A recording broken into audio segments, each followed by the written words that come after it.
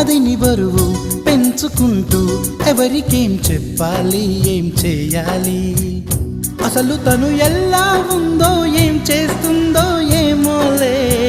special మనిషైనా కూడా మనకేముంది మామూలే